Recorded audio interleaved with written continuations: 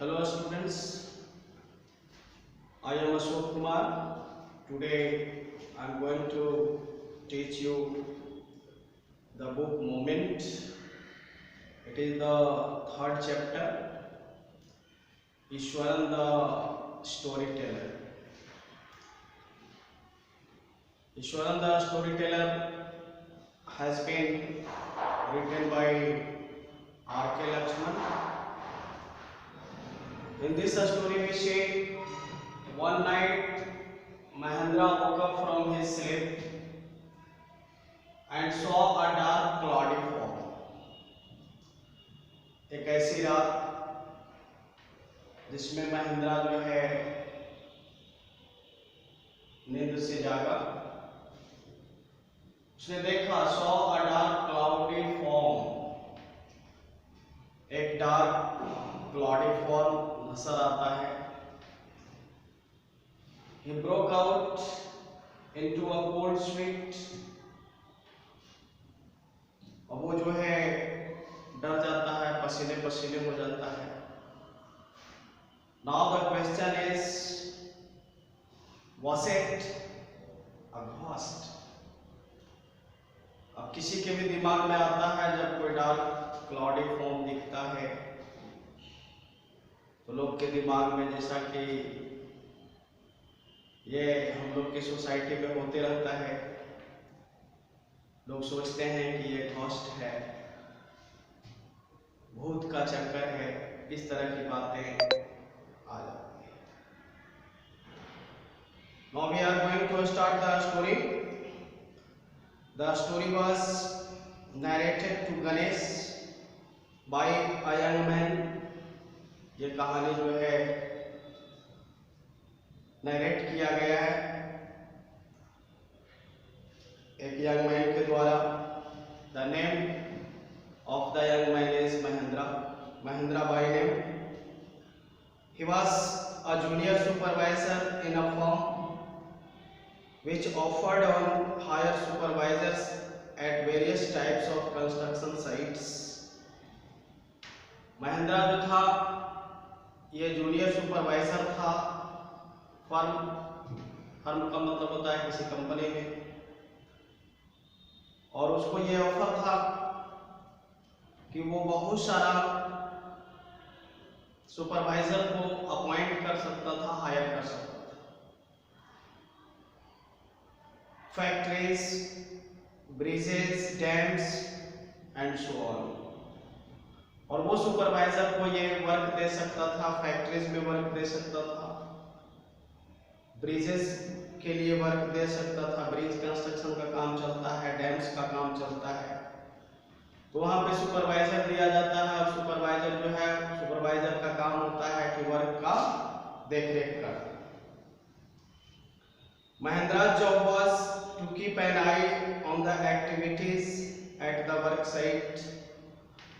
और महेंद्रा का जॉब था कि वो अपना कड़ी नजर रखे वर्क साइट पे.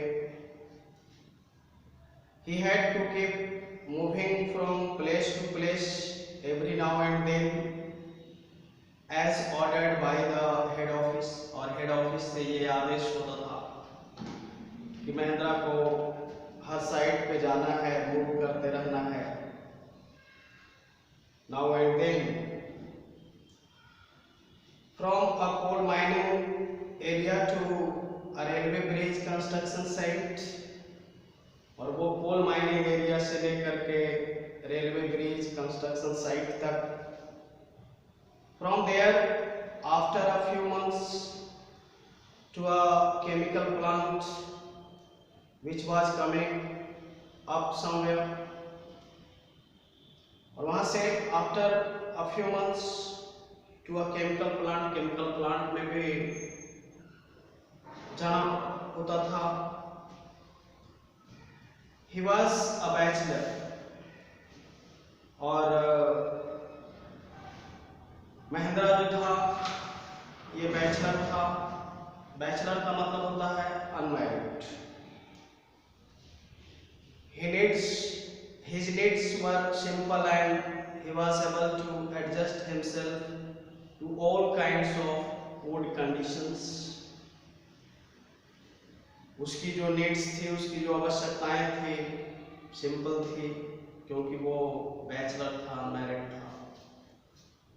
And he was able to adjust himself, और वो अपने आप को किसी भी स्थिति में एडजस्ट करता था to all kinds of food conditions, चाहे कंडीशंस जैसा भी हो, whether it was an ill equipped circuit house, चाहे वो इल इक्विप्ड कोई सर्किट हाउस भी हो, और makeshift canvas tent in the middle of a stone quarry, या फिर कोई टेंट हो,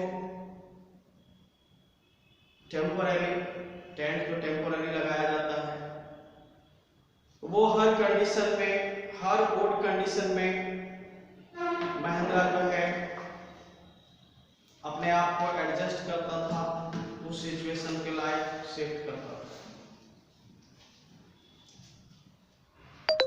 क्वेरी का मतलब होता है temporary.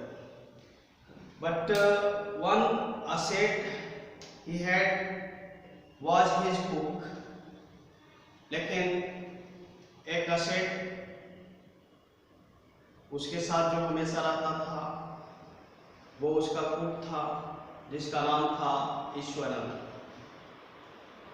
The cook was quite attached to Mahendra and followed him uncomplainingly, और वो जो कुक था महेंद्रा से जुड़ा हुआ था, और वो अनकंप्लेनिंगली जो है उसके लिए वर्क करता था, किस तरह का उसका शिकायत महेंद्रा से नहीं होता था। वेयरएवर ही वाज पोस्टेड, जहां भी उसको पोस्ट किया जाता था, he cooked for Mahendra, washed his clothes and chatted away with his master at night, और वो महेंद्रा का कपड़ा धोने का काम करता था और रात के समय में चैटिंग भी करता था, मतलब कुछ कहानियां कहा करता था। He could weave out endless stories, और वो अनगिनत कहानियां कह सकता था, and anecdotes on varied subjects, और वो जो है किसी भी सब्जेक्ट्स पे कहानियां सुनाने का काम करता था, और उसका कहानियां जो कहने का जो तरीका होता था वो बहुत ही आर्टफुल होता था। कहानी कहना भी एक आर्ट का काम होता है। Eswaran also had an amazing capacity to produce vegetables and cooking ingredients seemingly out of nowhere। Eswaran के पास भी अमेजिंग कैपेसिटी था सब्जी प्रोड्यूस करने का, कुकिंग इंग्रेडिएंट्स का, seemingly out of nowhere, in the middle of a desolate landscape with no shops visible for miles around। और कुछ ऐसे जगह पर भी जाता था जहाँ पे कि बहुत दूर दूर तक कोई शॉप्स वगैरह नहीं होता था, विजिबल नहीं होता था, और वहाँ भी वो व्यवस्था तुरंत कर लिया होता था। He would miraculously conjure up the most delicious dishes made with fresh vegetables, और वो जो है miraculously मतलब चमत्कारिक ढंग से कंजोर अप करता था किसी भी चीज को। कंजोर अप का मतलब होता है cause to appear as if by magic, मतलब मैजिकल ढंग से वो व्यवस्था कर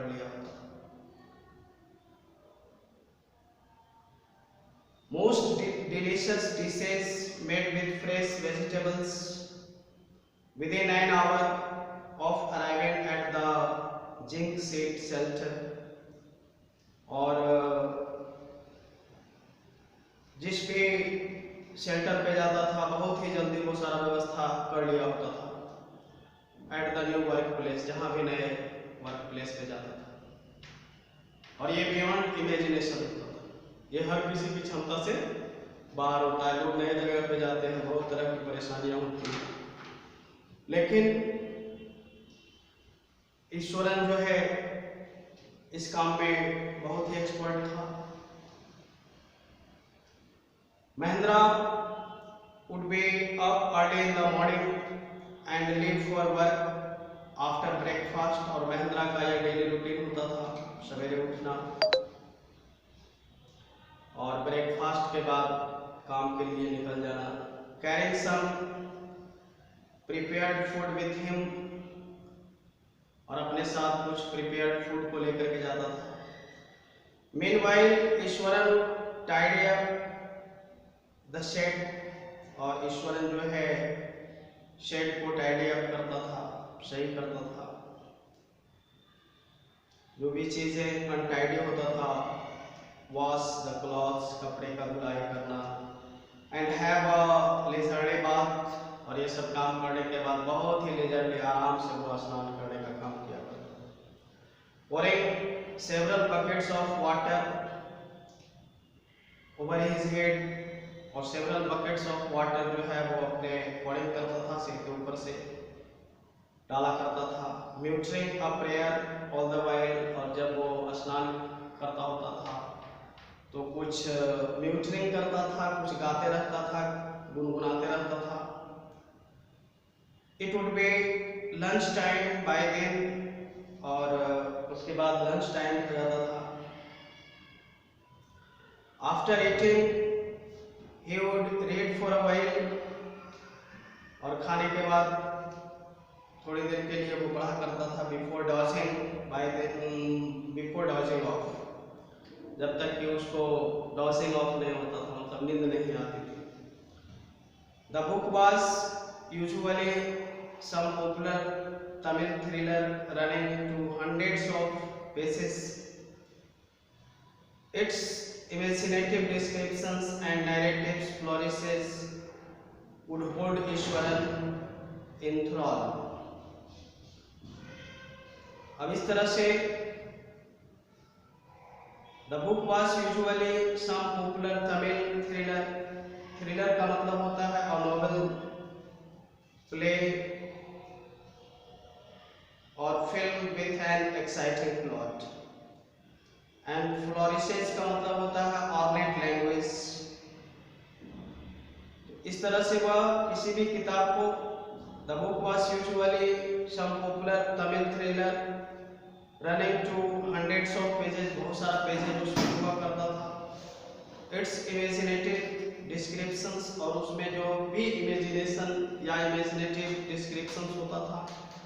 एंड नैरेटिव फ्लोरिसेज, फ्लोरिसेज का मतलब होता है कि किसी लैंग्वेज को ऑर्नेट करना, ornate language would hold Ishwaran in thrall, और थ्रॉल का मतलब होता है the state of being someone's power. तो इस तरह से उसको ईश्वरन बहुत ही इंटरेस्टिंगली रीड आउट करने का काम करता था, पढ़ता था। His own descriptions were greatly influenced by the Tamil authors that he read, और उसका अपना जो डिस्क्रिप्शंस होता था वो ग्रेटली इन्फ्लुएंस्ड होता था तमिल ऑथर के द्वारा, जो वह पढ़ा करता था। When he was narrating even the smallest of incidents, he would try to work in suspense and a surprise ending into the account। और when he was narrating, जब वो किसी तरह को narrate, किसी चीज को narrate करता होता था, even a small ending into the account, किसी भी छोटी चीज को भी, तो वो उसको बहुत ही बढ़ा चढ़ा करके बोलता था। Now students, next of this topic will be taught in the next class.